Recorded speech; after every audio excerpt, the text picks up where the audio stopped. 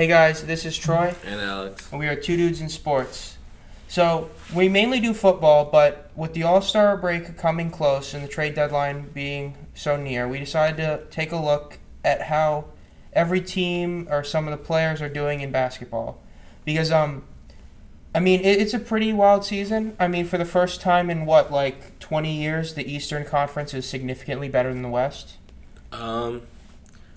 Yeah, I would say that I think the Miami, Chicago, Brooklyn, they all stand better than Phoenix, who I still don't really think is that amazing. Even Also, you got to throw Milwaukee, because, they beat them last year. Yeah, Milwaukee. I just don't think that Phoenix, who's in first, really stands a chance against 3 or 4 of those teams, or maybe all of them. The Warriors look not so great after Curry can't shoot. And Draymond isn't playing. That's true. They need Draymond to play, and it's not because they're bad. It's because Draymond is the reason that they are good. Memphis is a really fun team. But Morant. I honestly don't even know if I see them winning a playoff series. It's just because they're so young, and right now the season ended, they're playing the Nuggets, and can you really tell me with a straight face that Nikola Jokic is going to bend the knee to Ja Morant's Grizzlies? I don't see that. Yeah, I see Jokic he's dominating everyone right now, and by the end of the season, the Nuggets could have Jamal Murray back, so... They should. He only tore his ACL. If Cam Akers can come back with a torn Achilles in 6 months, I'd hope that in a year Jamal Murray's back. Just saying. It'd be a fun postseason matchup either way. Usually what ends up happening is the top seed or top 2 seeds in the East have these inflated records because all the teams suck. But now you can make the case for the Suns and the Warriors this time. When you look at the West, they don't have the cupcakes and the Pistons and Magic. But, once you get to the Lakers and down, all those teams really aren't that good. The Rockets are tanking. The Thunder have been tanking. The Kings, ever since Rick Adelman left, have been tanking. The Spurs are terrible. The Pelicans, oh my God, there's so much wrong with them. The Trailblazers are one player who isn't even playing good this year. The Clippers are being shown as what they are without Kawhi, and the Lakers are flat out the bum squad. The only thing I will say about the Clippers is they are without Kawhi and they are without Paul George, and they came back from a 35-point deficit. Dude, the Wizards are so terrible. The Wizards suck. Yeah. If I'm an LA fan in basketball, it doesn't even matter which. You can't even bandwagon one of the teams. They just. When you just look at each team, the Magic is pretty safe to say this was expected. They fully embraced the tank when they traded away Gordon and Vucevic. And, they're doing better now. Cole Anthony's playing decent. Franz Wagner's playing really well. But, I guess there's next year. They're not good. The Pistons, you thought they'd be good because they got Cade Cunningham and they have Kelly Olynyk and Jeremy Grant. But, I don't think no one expected this team to be a playoff team. But better than 11-36. They're worse than the Rockets. The Rockets have better players. Christian Wood is a better player than Kelly Olynyk. Yeah.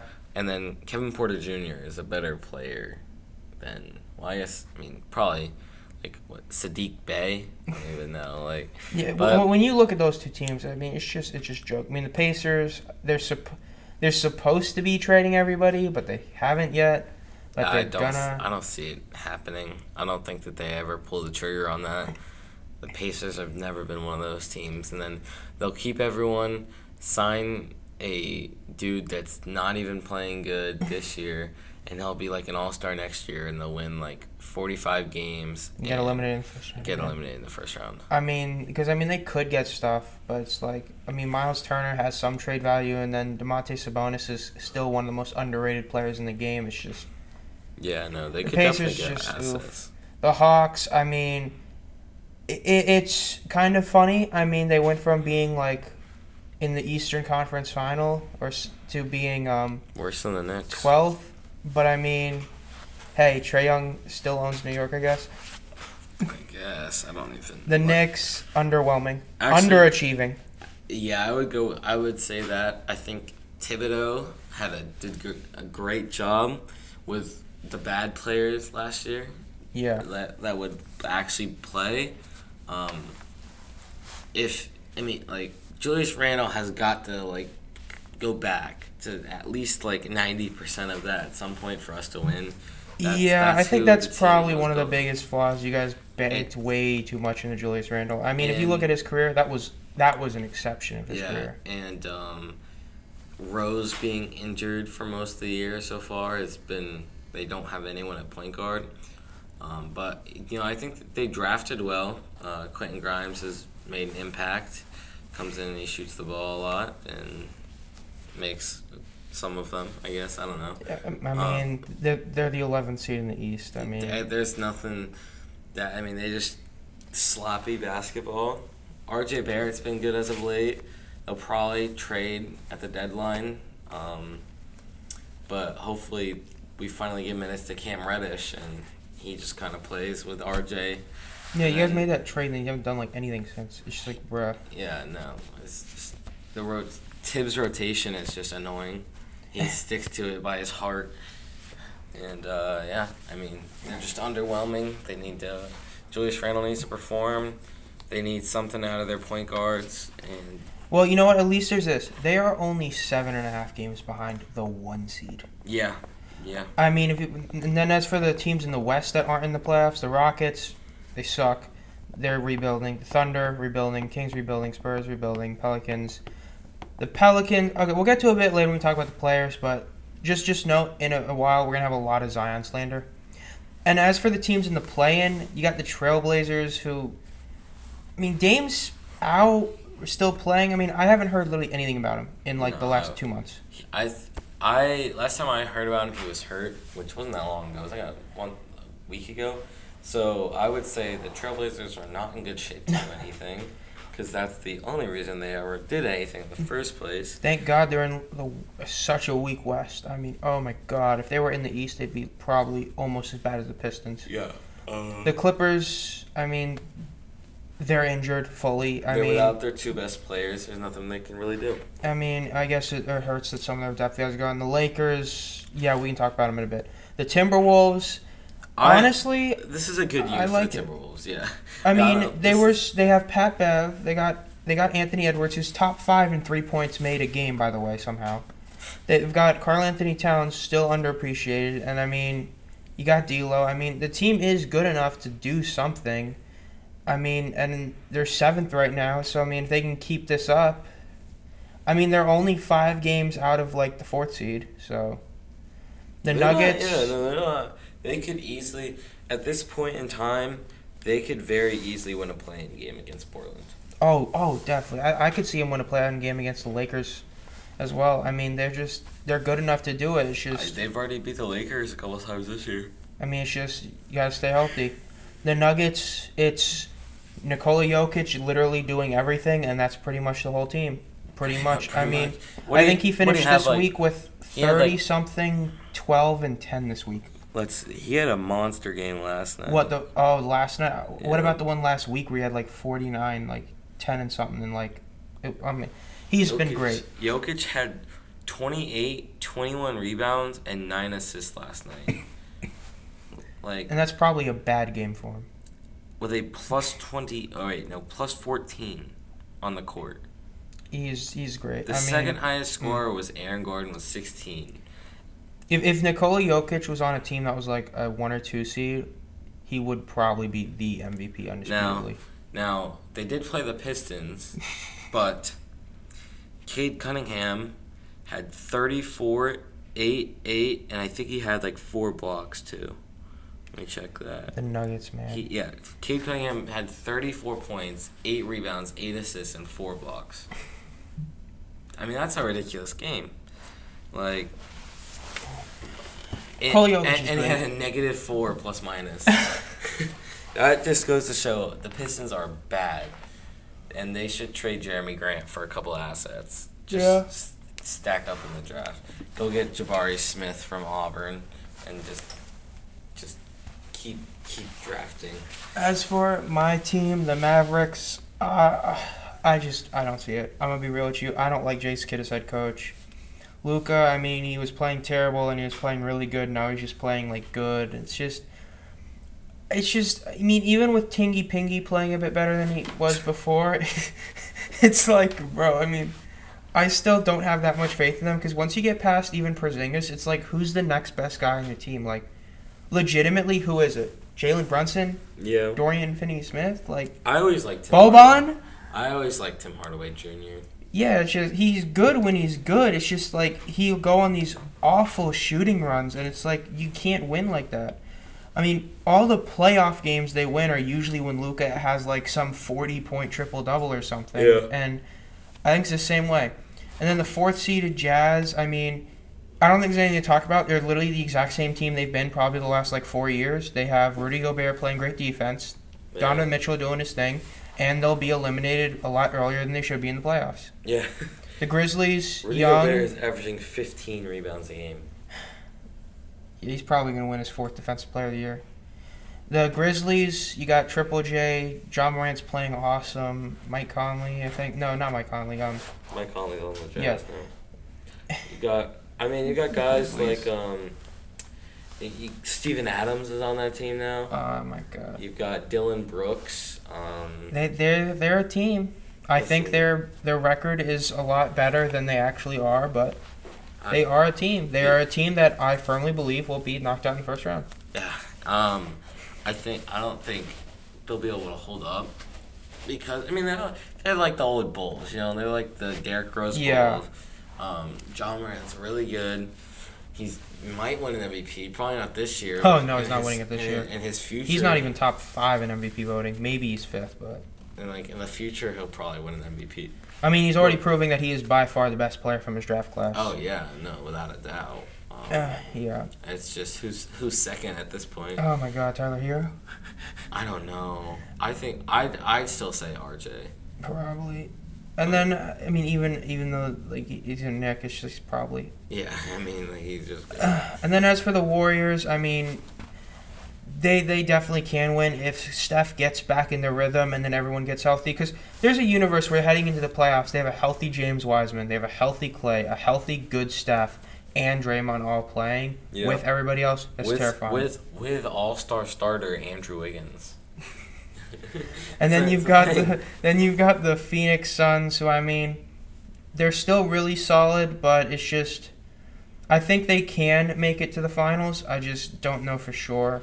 Then in the East, you've got the Wizards. If you're a Wizards fan, you think Kyle Kuzma is the MVP of the league because of how good he's playing, which I guess it's funny because it makes the Lakers look even worse. The Celtics, underwhelming too. Underwhelming. I mean, they're worse than the Raptors. That's pretty bad. I don't know why they are so bad, considering that this is this is just. I hate to say it, but it's probably because they promoted their head coach and then hired some dude who was only hired because he knew some of them in the Olympics. I'm just saying.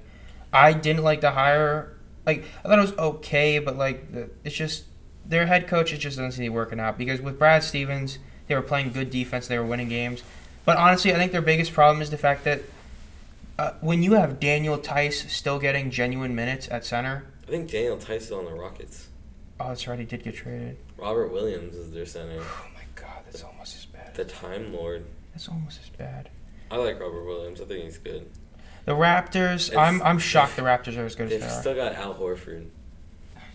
Don't mention that. That's so bad. The Raptors, I'm honestly impressed. I thought they were going to suck.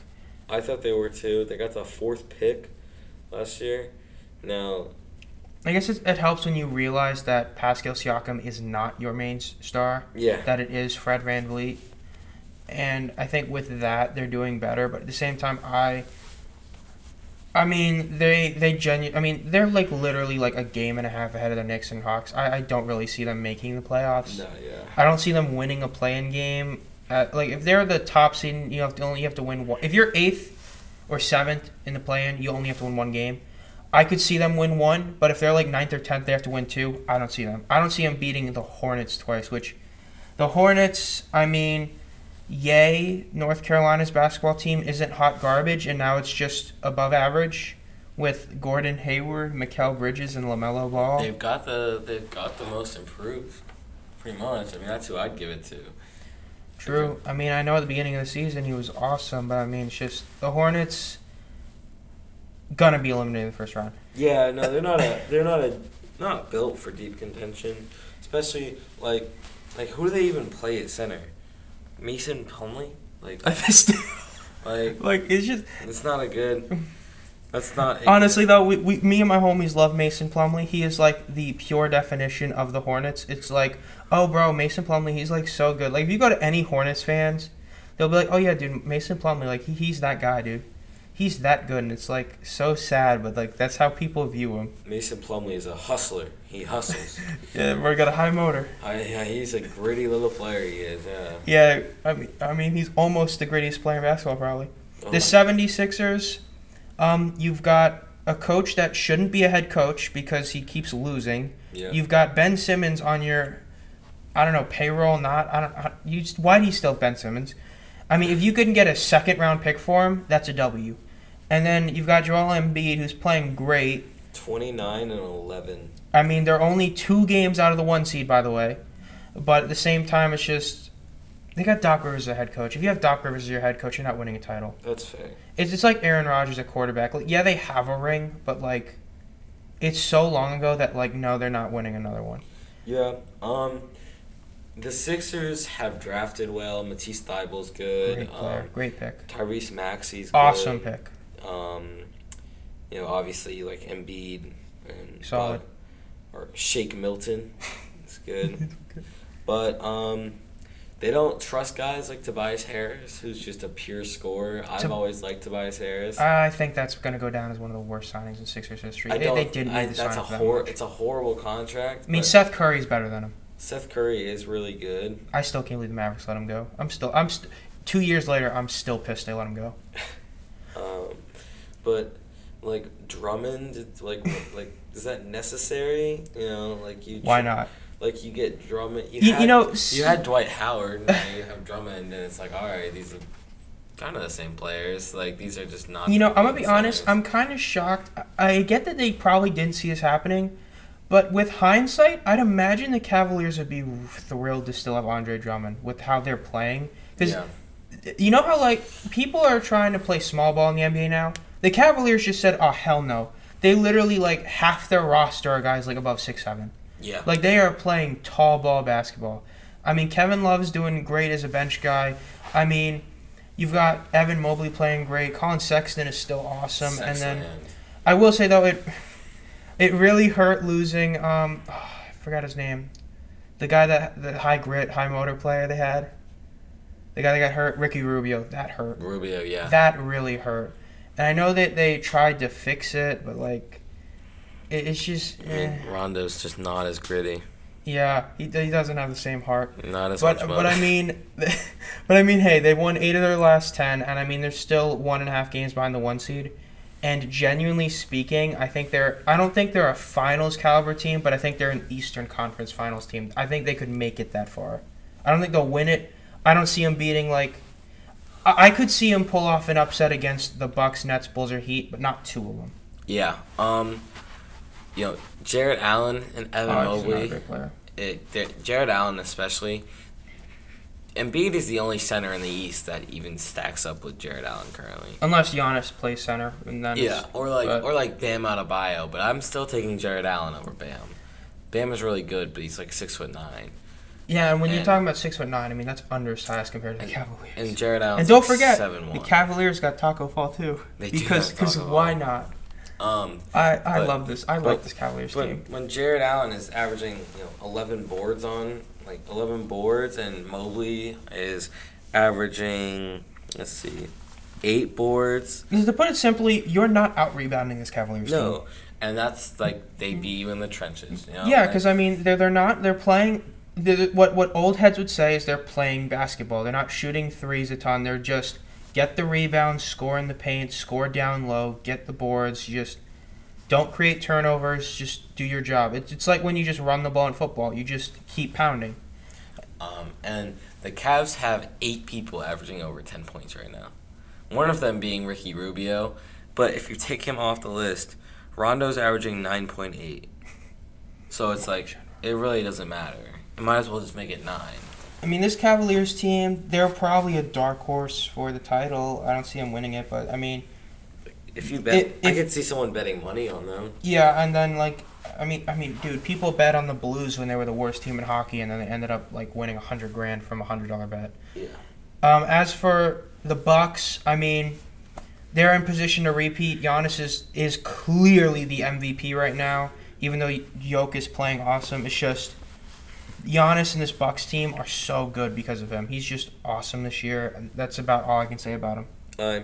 28-11 with 6 assists. And he's still up there for Defensive Player of the Year. Steal and a block and a half a game. Pretty incredible. I mean, and he's proving, and I'm pretty sure he's played a little bit in center. I mean, he's just great. He's shooting 53% from the field. I mean, his shooting's gotten better. I mean, it's just he's the same Giannis, but like more efficient. And I mean that's MVP caliber. This team has the grittiest player in the NBA as well. No, it doesn't. Grayson Allen. He's not the grittiest. Pat Connaughton. He's not the grittiest. This is the grittiest player is the guy that he attacked. He was pissed that he wasn't the grittiest player, so he had to take it out on Alex Caruso. The only thing I will say for the Bucks is, why not keep DeMarcus Cousins? That's the only thing. I was like, DeMarcus Cousins playing good for you. He's averaging like 10 points a game. He wasn't yelling at anyone. You know, he was just doing DeMarcus Cousins things, and they just waved him. I was like, oh, that's kind of surprising. I don't know. They'd rather keep Brook Lopez over DeMarcus Cousins. Well, to be fair, Brook Lopez does mean a lot more on the defense. Fair. I mean, it's just I guess we'll see. I still think that they in a power ranking should be the 1 seed in the East. They are the best team in there until someone else proves them otherwise. I mean, the Nets. I honestly, if I were doing East power ranking, I would have to struggle between. I think I'd barely put him above the Cavs, but I'd struggle putting him above because, one, Kyrie is only playing away games. So in the playoffs, half the games he's not even going to be there. Yeah. 2, when they are playing, they can't beat good teams. Yeah. And then 3, they're still injury prone. And 4, James Harden might get traded. He wants to leave.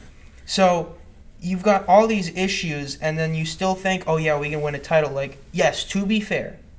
For how much I hate Kyrie and for how much I think it's fun to make fun of James Harden, when all 3 of them are healthy playing together, you have 3 of probably the top 20 players in the league. If you get rid of Kyrie, you have 2 of the top 10. That's really scary. But it's just they're never healthy. They don't play. I mean, in the last 2 years they've played 17 games maybe together? It's something like that because they played 13 last year. I mean, it's so bad. I mean, with KD being out as long as he is, I mean, this team isn't going to find a rotation really. The depth is awful now. It's just they not that good. They good, but they ain't that good. And then we get the team that, despite being 3-7 in their last 10, is only half a game behind the 1 seed. The team that houses the grittiest player in basketball, Alex Caruso, the bald eagle. The team that has Nikola Vucevic, the Bulls, who I think are the 3rd best team in the East. I mean, great team. You've got Zach LaVine, you've got Lonzo, Caruso, Vucevic. I mean, they've been hit by the injury bug. Lonzo's out for 6 to 8 weeks. And then Caruso, wrist, is going to be out for a little bit. Zach LaVine was hurt. And, I mean, DeMar DeRozan's been playing out of his mind. Awesome. It's ridiculous. It's good to see just because, obviously you remember Toronto DeMar. Yeah, and then you just think about how he was, wasting his career in San Antonio. Yeah, and now he's gone. He's doing great. And then the 1-seeded Heat, I mean, I think they're the 2nd best team in the East. I think they're the only team that truly can give Milwaukee a true run for their money. Jimmy Butler's playing awesome. Bam's playing awesome. Tyler Hero's back to being a basketball player. Yeah, he's averaging the most points on the team. I mean... Oh, wait, no. They're solid. They definitely can. I mean, the addition of Kyle Lowry has been under the radar in terms of how he's performing because it's just how good DeMar's been, but they're scary. I mean, the East right now, the top 6 teams are all 2 games away from each other. But I think it's clear to say that the Heat are the 2nd best team in the East. I really do believe that. Yeah, I think that's fair. So now let me ask you this. In terms of teams that you think legitimately can win the title, I think I really can only see, like, I know some people say there's like 6 or 7. I can see the Suns and Warriors do it. I can see the Bucks do it. I can see the Heat do it. And that's it. I don't think the Bulls can do it this year. I think the Bulls can. I think the way that the Bulls can do it is they have to get the 1 seed. Yeah. Have to. They have to hope that, And I will say, I think they have to play the Suns. I don't think they can beat the Warriors. The Warriors have too much experience in the finals. Yeah. Because that's their biggest downfall. They have no experience in the playoffs, let alone the finals. At least the Heat have been to a finals. Yeah. The Bulls will have to get the 1 seed. They're going to have to play. They're going to play one of the worst teams. They're going to play the worst team in. They're going to play like the Raptors or the Hornets or the Wizards. They're going to play a bad team. They should sweep. So and then the second round, you're probably playing a team like the Sixers or the Cavs. Yeah. And then the third round is you got to go against the Bulls or the Bucks. And if they can play like the Bulls. I mean the Heat or Bucks. If they can play the Heat, then that's the way they can do it. If they can beat the Heat. The battle for Toronto. DeMar versus Kyle. It'd be interesting. It's just, for me with the Bulls, it's even though they do got grit, even though they do got a lot of underrated talent, it's just looking at it in a sense of can they win in the playoffs. It's hard for me to see them beat Milwaukee in a 7-game series. Because it's like, how are you going to stop Giannis with Vucevic? I just don't see that. Or like, Vucevic doesn't stop anyone. I mean, even the Heat, I'm looking at it and I'm like, I just don't know. I mean, if I were to do a power rankings of all the players, I'd say Jimmy Butler's better than Zach LaVine. I'd say Bam's better than Vucevic. I mean, I'd say Caruso's probably better than Tyler Hero, purely based on the grit. But aside from that, it's like, I mean, yeah, DeMar's really good, but I mean, historically in the playoffs, has DeMar been good? No. So, will he be good now? I don't know. Because you also got to remember that Kyle Lowry has finals experience. DeMar doesn't. DeMar kept losing. He kept playing poo-poo in the finals or in the playoffs. So yeah. And then the Nets, I just don't see it. I genuinely don't see them winning. I don't even know if they get past the second round. Because if they have to play a team like the Sixers, even the Sixers, once again, who's going to stop Embiid? KD? James Harden? I mean, they could potentially guard him with Nicholas Claxton. I only even really know about it because my guy in 2K got drafted to the Nets, and like he's like him and LaMarcus Aldridge, and sometimes Blake Griffin are who runs center. But the only one of those who I think could give Embiid a run for his money with like just trying to stop him would be Nicholas Claxton. But even then, it's not like it's like, bro, that's if you're not a hardcore basketball fan, you don't even know who that is. Like it's not. That's not a. That's like if they make a gauntlet challenge for Joel Embiid, that's like out of like 8, that's like 3. Yeah, maybe 2. Maybe 2. You know. Yeah, I mean that's pretty bad. Not gonna lie. It's not ideal for the Nets, and KD is hurt, and he'll be out for a while. He's gonna miss the All-Star game. Yeah. Again. Yeah, no, so I can't believe he's captain again. He's captain? Yeah, this is his second year in a row he's gonna be the captain, yet not be playing in the game. And LeBron is somehow the captain too, but I guess because it's LeBron. LeBron's averaging like 29, 7. Yeah, 8. but I mean, when you're like not even the second best player in the West, like come on, man. The joke is doing way better than him. Yeah, that's true. I mean, I'd rather see Andrew Wiggins as the captain. Oh, my goodness. No, Andrew Wiggins, I get that defense matters, but, man, his stats do not say all-star starter. I mean, his stats are, like, worse than DeMar's were any year he was in San Antonio, and DeMar was never even an all-star, let alone a starter.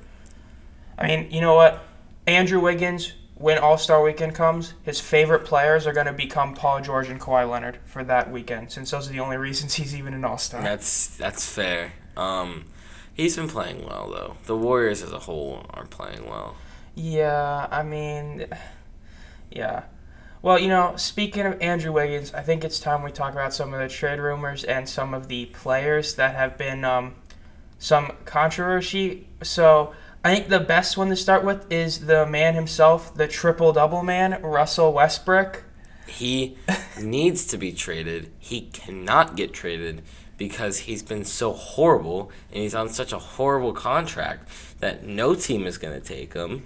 What team gives up an asset for Russell Westbrook? He has clearly proven that he does not provide anything for the Lakers, who, if he was playing just decent, not even like amazing, just decent, like a little bit better than Rajon Rondo did in 2020, they would be up there with, like they'd be up a lot of at the top of the conference. I don't know, man. Just the Lakers are just so awful. He's been so awful that it has clearly dragged down this team from being a playoff team to being in the bubble, which I guess they were in the bubble last year. Or not the bubble, the play-in. Yeah, the play-in game. We all love the play-in game. But he's like 10 for 17 on dunks.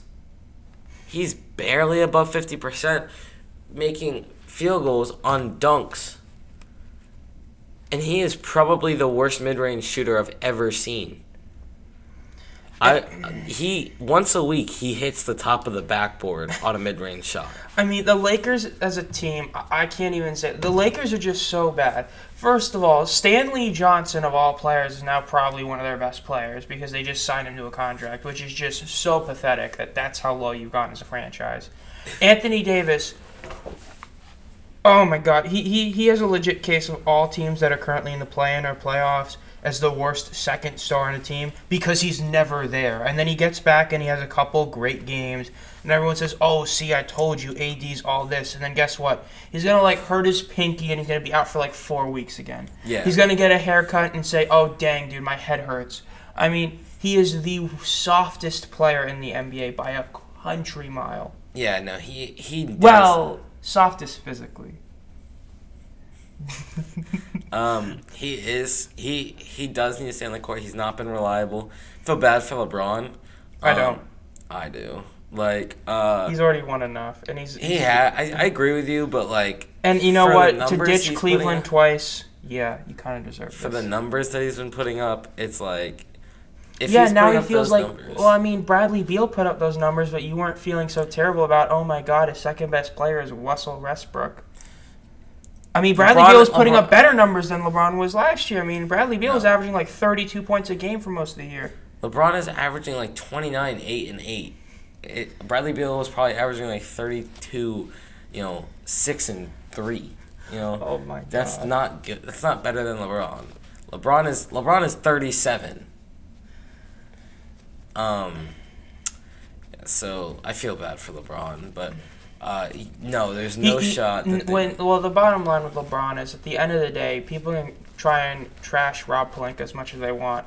Rob Pelinka probably isn't even the actual GM of that team. Yeah. It's pretty obvious who is. That's another reason I don't feel bad for LeBron. LeBron's the one who wanted these guys. He's the one that wanted to prove he could win with Russell Westbrook. Because to be fair, if he were to win a title with Russell Westbrook being a legit starter, his case for being above Michael Jordan and Kareem as the GOAT is really, really easy now. Yeah. But at the same time, you're not winning a title with Russell Westbrook. Yeah, no. So I don't know why he did that. I mean, he got Dwight Howard. I mean, they brought back Rondo at the beginning of the year. They got Melo. I mean, it's so true. If this team was in 2012, then yeah, this is the best team basketball's ever seen. But we're in 2021. Almost all of those players are bench warmer or depth guys. So what's the point? I mean, once you get past AD, who can you legitimately say on that roster is consistently going to provide you good, efficient play night in and night out? I can't think of anyone that can do that. Is that one white guy? What? Austin Reeves. Austin Reeves. I mean, he's got grit. Yeah. Stupid as this sounds, the biggest mistake they made all offseason was letting go of Caruso. No. Letting go of Kyle Kuzma. Look what Kuzma's doing in Washington. And he was a third option. He could shoot. The Lakers, now your third option is Russell Westbrook. Oh, God. Cannot shoot. Cannot really drive anymore. And then you've got, THT. It's he's not doing anything. Everyone keeps, making a big deal about him, but it's so what? I mean, The Lakers, when you actually look back at all the picks that they've done the last few years, they're not bad at drafting overall. I mean, Brandon Ingram became an all-star and is the best player on the... Well, Jonas Valanciunas is giving him a run for his money for best player on the Pelicans. But, I mean, Brandon Ingram's a solid player on the Pelicans. Caruso is an awesome defender for the Bulls. Yeah. Lonzo's having his best year. Kuzma's having a great year. And I feel like Kuzma, and to a lesser extent Lonzo, are suffering the Jimmy G effect, where it's their own fan base is expecting too much of them. But, like, if they leave and you get replaced, you'll see why they were actually important. Like, if the Niners don't have Jimmy G, they probably don't win even, like, one playoff game. It's like, Jimmy G might not be the best, and you might have expected too much for him, but, like, he's a winner. He's 5-1 in the playoffs. You've got to respect that. He's 6-1 now. 6-1? Yeah. Three wins in the Super Bowl year, and they lost. I think it's 5. Is it? Yeah, because he won 3 when they went to the Super Bowl, and he's won 2 this year, and then he lost in the Super Bowl. Okay. But either way, I mean, that's still, like, that's a solid player. I mean, Kuzma, I mean, he was never going to be the number 1 option or even the number 2 option when they brought in AD. But remember, they did everything they could to keep Kuzma to let everyone else go. I mean, they probably could have kept that number 4 overall pick if they would have gotten rid of Kuzma. And instead, they kept Kuzma. And then he helped them win a title, and now he's gone, and now he's doing great, and the Lakers suck. Yeah. I think we could talk about how disappointing the Lakers are all day. But there's one more team in specific that's been probably just as disappointing, and that is the New York Knicks.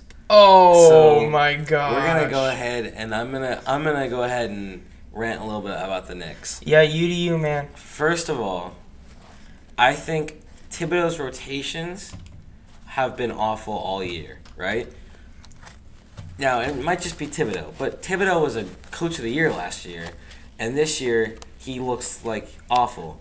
So I think it's Leon Rose saying, let's get Evan Fournier, let's pay Julius Randle, let's get Kemba Walker, and we're going to... I forgot Kemba signed with the Knicks. And we're going to play this team this way. Thibodeau obviously is not dumb, right? Like, he knows that Cam Reddish can be really good. He plays the rookies a lot of minutes, and he plays Toppin not enough. So I think that he's just playing the team how Leon Rose wants it to be played, and this is what it looks like, and it doesn't look good. Now, what they need to do is get rid of Fournier. I love him when he's against the Celtics. He doesn't do anything against any other team. As much as I love Kemba Walker from being at UConn, from being at Charlotte, because that's where I went to see my first NBA game, and I'm a UConn fan, and now in New York, he doesn't do anything. He doesn't play defense. He needs to go. And then Alec Burks, cool player, scores sometimes, just not really that valuable. And all they need to do is get younger. You know, like, these people are old, they paid him a lot of money, they need to get younger. Now, Julius Randle. Have you heard the theory that he is on drugs? No. There's a theory that Julius Randle is addicted to drugs, and that's why he's been playing so sloppy and has no emotion at all and is, like, getting super skinny. And that's why that's an actual theory, that he's just addicted to drugs, and that's why he's not playing good basketball. You know how bad you have to be playing for people to assume that you are on drugs? Like, what is going on? So that's the main thing with the Knicks. They've drafted well. Obi Toppin solid. Well, Kevin Knox wasn't a good pick, but no, Obi Toppin was a solid pick. Obi Toppin had like 18 against the Heat. He was a solid pick. Yeah, good player, high energy. Emmanuel Quickly is a great pick. Solid pick too. Yeah, like I don't even remember. It was a late first round. You might even it might have been second round. I mean, they draft aside from Kevin Knox, they've been decent at drafting. I mean, and the Derrick Rose trade worked out when they got Derrick Rose. I mean, yeah. Which, by the way, when you're Kemba Walker and you're playing worse than Derrick Rose, oof. Derrick Rose is hurt, so he's been out, and that's why they've had so many problems at point guard. But then, Quentin Grimes is good, and their 2 second-round picks, Deuce McBride out of West Virginia is really good, or not really good, but he's high energy, and then Jericho Sims. So The Knicks just need to get rid of Julius Randle, and now for Knicks fans, the only thing that we can hope is that either they pick it up somehow or the Jazz get eliminated in the first round and Donovan Mitchell wants to come to New York. Oh, my God. And we get rid of Randle for Donovan Mitchell. The Knicks and Lakers fans thinking every player wants to go there. I don't know. I mean, man, the Knicks are just... That's why I said hope. Yeah, you got to hope for a lot more than just Donovan Mitchell to fix that team. That team has a lot of flaws. But, I mean, in terms of another team that's disappointing, the team that has the player that still owns MSG, the Hawks, I mean, they're a game behind the Knicks or like about the same. And it's like, I don't know why. They were supposed to be better, and now they're not. And it's just, They lost someone this offseason, right? Maybe they didn't. They lost Rondo? No, not Rondo. I don't think they did. I mean, I don't know why they're not doing that good. I mean... They were coached really well by Nate McMillan when he came in as the interim. Mm-hmm. They signed him as the head coach. I remember them talking about it because that's all they would say when they were playing the Knicks in the playoffs. Oh, Nate McMillan's doing a great job. He came in halfway through the season. They've been one of the better teams since then. Mm-hmm. And that's all that they would say. It's probably a lot to do with shooting. Yeah, the foul rules really did hurt Trey a lot. Not really. I mean, he's averaging like 30. No, remember at the beginning of the year, he was struggling a lot, and that kind of hurt. But, I mean, it's like...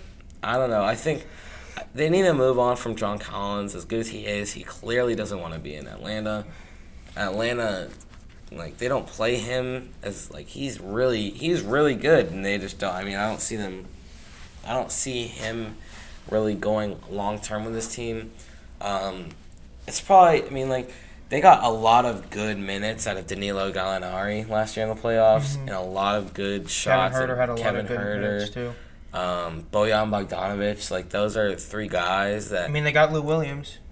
Lou Williams, another one where they just would not miss shots. And I've got tenacious rebounder and pretty much nothing else, Clint Capella. Clint Capella's still really good. Mm-hmm. So, I mean, they just...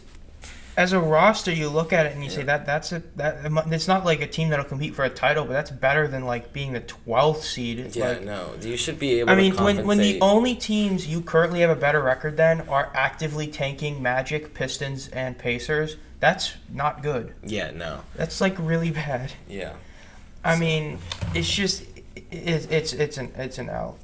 So let me just ask you this: how many years do you think Sam Presti has doing this? Because this is like now like the third or fourth year in a row they've literally thrown away a season to tank.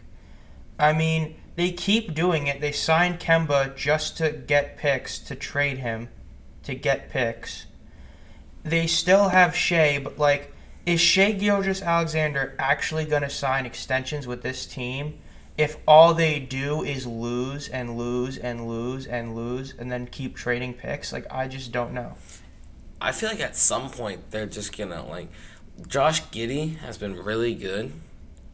Obviously SGA is really good. Lou Dort's really good. I think. I don't know. They gotta stack up sometime. You know, they got all these. All these picks. I mean, they could picks at some point. Like, I mean, if they wanted to, they could like trade for a superstar team like right now. They really could. I mean, they could trade for Damian Lillard. They could trade for De'Aaron Fox. They could trade for Ben Simmons. Like, oh my God! They could trade for Russell Westbrook. I mean, to be fair, they've got like first round picks like stacked up to like the late 2020s. I don't know how, but they could trade, you know, some random bench warmer that I've heard of once in my life, and they'll get like 2 second round picks and a second round pick for Russell Westbrook, and then flip Westbrook for 2 first round picks, and I'd be like not that surprised because Sam Presti is that good. I mean, he is quite arguably the best GM in all of the sports right now, but it feels like him and Steve Yzerman, it's a really weird correlation, but him and Steve Yzerman seem the same, because Steve Yzerman, for this time in the Red Wings, in hockey, the second longest tenured head coach is Jeff Blashill of the Red Wings. You know how impressive his career is with the Red Wings, Jeff Blashill? His first year, they continued their playoff streak. He won 1 game in the playoffs. They got eliminated. He has never been back. He has been their head coach for like 7 years.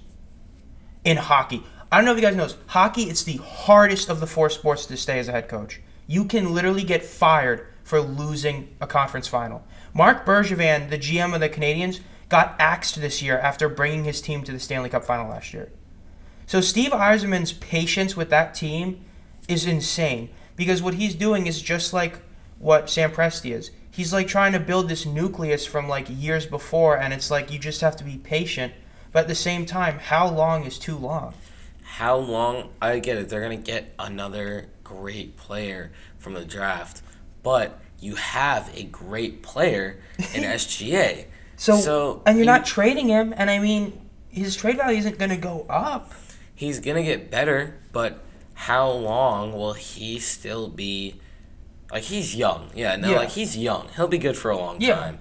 But if this is how you plan on doing things, what is the end goal here? The only realistic thing I can think of right now is either they're waiting for enough superstars to be easily traded, like accessible in trades, or they're hoping that Shea will sign an extension.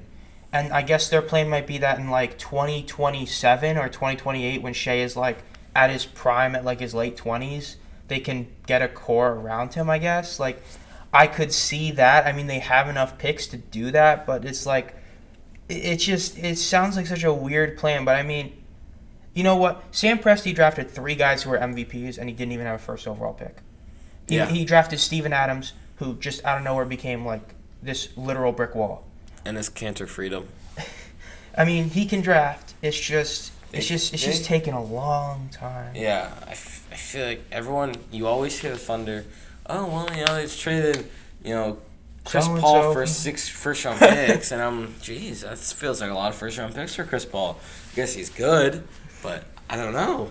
Feels like a lot of first-round picks, but they'll probably, that Russell Westbrook trade, they're gonna have a great dynasty of the Mikey Williams Thunder versus the Cade Cunningham and Bronny James Pistons. It's gonna be a great rivalry. That Russell Westbrook trade, they like traded away Westbrook. I got Chris Paul and first-round picks, and then traded Chris Paul for first-round picks. The Rockets really messed up that trade. They really got the shaft on that one. Yeah, they did not want Chris Paul anymore. It was not working anymore. You had to give up picks to get Westbrook, and his contract was terrible. I mean, Chris Paul's might have been terrible, but Westbrook's was like just as bad. Chris Paul obviously is you can win with Chris Paul a lot easier than you can win. Astonishingly amount easier than you can win with. Well, as of now, Chris Paul is just like Westbrook, a loser, because Chris Paul has been to the same amount of finals as Westbrook with the same record. 0-1, baby. 0-1. Westbrook's been to 2. 1. Oh, yeah, 1. They only went to 1 with the Thunder. Yep, they only went to 1. That's when they got beat by the Heat.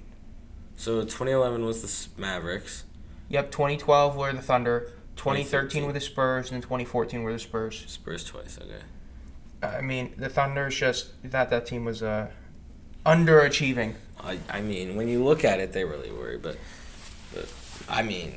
at some point, it's like they lost to LeBron's Heat, they lost to Kawhi, Tim Duncan Spurs, and then they lost to the Warriors. The prime Warriors. There's really not that much they could have done. Well, you had a 3-1 series lead against the Warriors. Yeah, no, like you should. You're not supposed to plug. And you had three MVPs. You had 1 current MVP, 2 future MVPs. So it's a little bit different. James Harden was a 6-man. Yeah. They blew that. So before we end this, let's just talk about 2 players who, aside from Westbrook, they're not playing, yet they're getting a lot of slander, and it's fully deserved, and those players are Zion and Ben Simmons. So let's start with Zion because Ben Simmons is more fun. So Zion got some sort of foot injury, and then now it's not healing properly, and it sounds like it's a joke, but it probably is because he's too fat now to actually walk on it. I mean, he just keeps getting bigger and bigger, and he still hasn't played a game, and we're almost at the All-Star break. And his injury was supposed to be a couple weeks? I don't remember. At least he's not on drugs. I mean, bro, Zion, I've never seen someone get so overhyped for, no reason. I mean, when he's playing, he's very good. He doesn't shoot, really.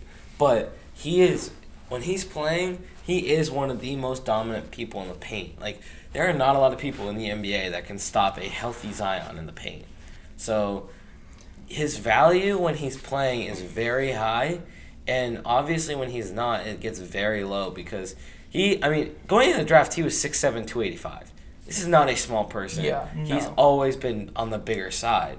When he completely busted his shoe open in a game. Yeah, so him getting hurt, and it's his foot, like if it was like his hand, I'm sure he would still be about 285. But the fact that it's his foot, and you can't like run that off because your foot's hurt, definitely has a deciding factor with how much weight he's gained. Now, should he have gained this weight? Absolutely not. No. You can't gain 40 pounds, be 5'7" and 320 pounds, and then expect to just get healthy. Everything be you just can't.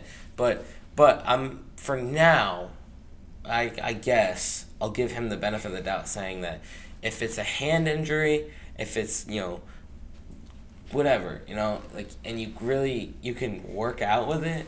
How are you going to work out with, a foot injury? It's just, what's hard for Zion is that first year when he was a rookie, he played 25 games or something, and the media tried to make him the Rookie of the Year winner because of how, quote-unquote, dominant he was for what he played. If you don't play, you don't deserve to win anything. Yeah. If you can't play, because, if this was his first injury, then I fully agree with you, there's a benefit of the doubt. But this is his second injury, and he's been playing for less than 3 years. And this injury might legitimately be a season-ending injury for an injury that at first glance was supposed to be a couple weeks. You can't do that. That does happen. Not that often. Not this way.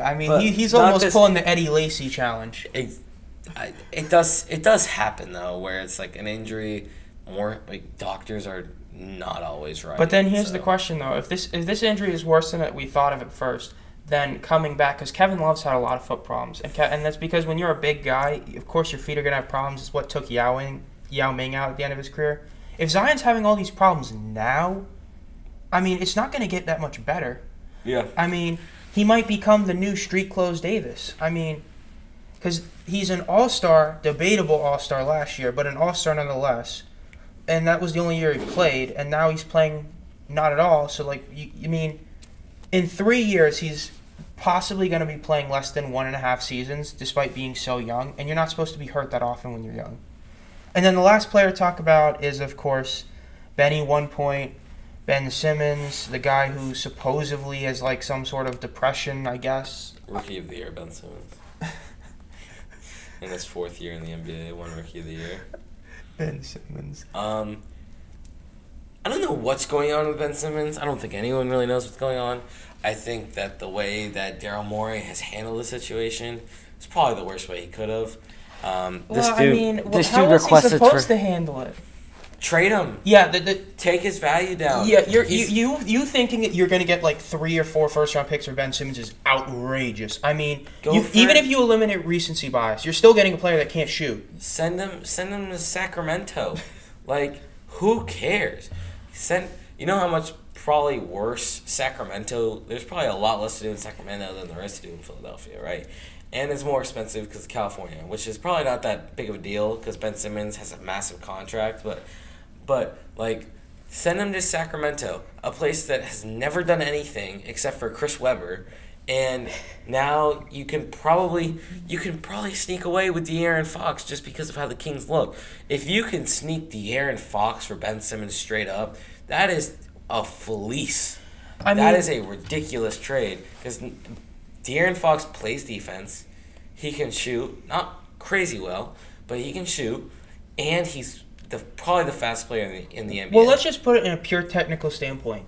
In a pure technicality, if you trade Ben Simmons for Stanley Johnson, the Sixers get better because Ben Simmons isn't playing for him. You get anyone, you're winning. If you get an all-star caliber player for Ben Simmons, even if it's just one, I don't care if he's substantially worse when Ben's healthy.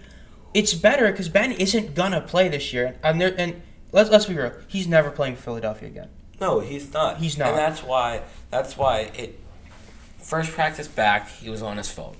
Remember? Wasn't trying. He Wasn't was trying. Just, like, not happy. And then he comes out the next day and he's like, oh, I got, like, a depression. I got a mental illness. Like, some people want to say, like, why do people not believe it compared to, like, Simone Biles? With Simone Biles, it just happened. With Ben Simmons, it's like, you sucked. You threw... Like, he sold that series.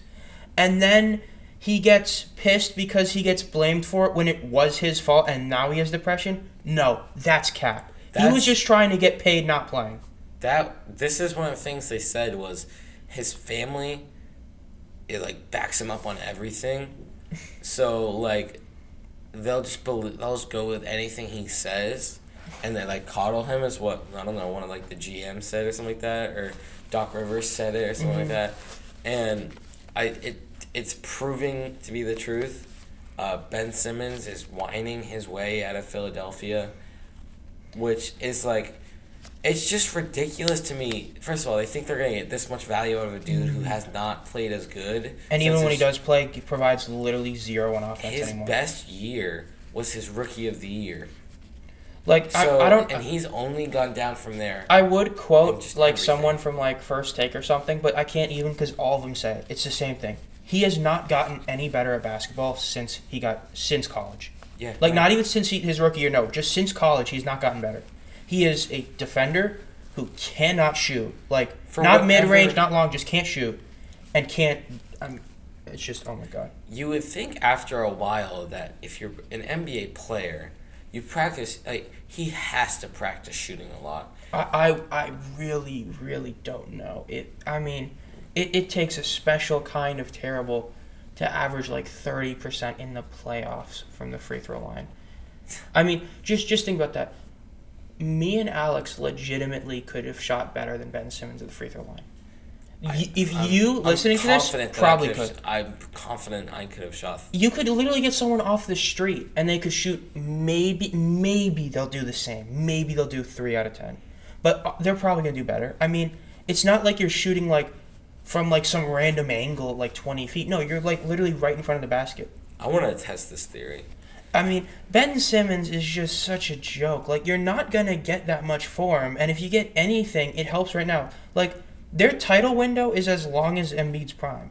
So, considering the fact that he's gotten hurt a few times, you don't know when that's going to be over. So, why are you waiting to capitalize on it now?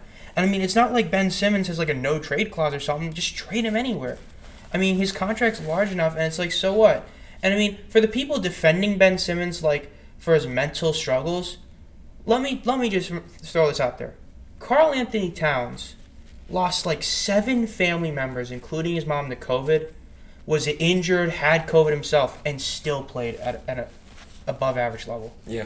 So don't give me this like, oh, Ben Simmons needs sympathy. No, he doesn't. He doesn't. He doesn't. He is a J-O-K-E, joke. He is. The funniest thing to me is that there was a debate at one point in time which player to build around. It's so hard to believe that was true. It's so hard to believe that's true. It's I know ridiculous. it is, but it's like, oh my God. He is the laughingstock of the NBA fans. I'm sure there's something going on with the players where they laugh at him too, but they probably just don't have any respect for him, which, I mean, I don't either. But yeah, no, Ben Simmons has got to be the most, like, just incompetent player. Like, just think about it like this. Antonio Brown is a pure cancer, and he kept getting chances because of his talent. Evander Kane in hockey is like, how are you that much of a cancer in hockey? The most, like, professional sport you can think of, and he's, like, just does nothing. He just got signed by the Oilers. Then you look at Ben Simmons. He is, in a pure sense, he's not even a cancer, yet no one wants him. Yeah. I mean, like, when he was around, I never thought that there was, like, the best thing that Ben Simmons ever did was film that one commercial with D'Angelo Russell, Karl Anthony Towns, and Devin Booker, where D'Angelo Russell throws the phone. My favorite Ben Simmons moment is when he scored 1 point in the Celtics and people made that meme where they put his face on Wilt Chamberlain and got rid of the 2 zeros. That's probably my favorite Ben Simmons moment. Or when he passed the ball when he was right under the basket and then got pissed that they almost didn't call a foul. Like, nah, it's ridiculous. You know what? Even though he got fired, let's thank Scott Brooks for hacking Ben in that game 3, I think, or game 4 against the Sixers. Because of that, we now know how soft and just terrible Ben Simmons truly is. So shout out to you, Scott Brooks. Maybe he'll get a job again. Maybe not. Probably not. Probably not. Did Stan Van Gundy get another job? No. Stan Van Gundy getting fired, man. It happens everywhere he goes. His main star doesn't want him. Yeah. Hate to see it. And now look at the Pelicans are. Their best player is Jonas Valanciunas. How the mighty have fallen. Yeah, this has been Troy. And Alex. So we hope you've enjoyed this NBA halftime special. Maybe we'll do one at the end of the year, maybe not. I don't know. See you guys.